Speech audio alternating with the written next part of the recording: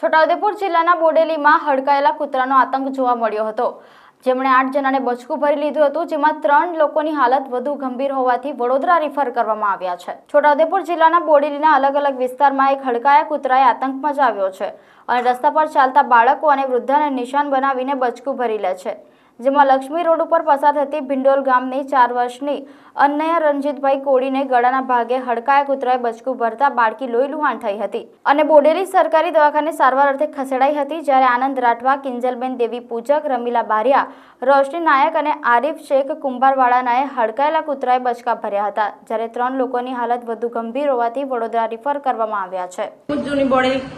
ગામમાં રહું છું, નાયક ભણ્યા વિસ્તારમાં, અને અમારે ત્યાં કૂતરાનો બહુ ત્રાસ છે। મારી મમ્મીને પણ કરેલું છે અને અમે અત્યારે મંજીપુરા દવાખાને આવ્યા છે અને ત્યાંથી અમને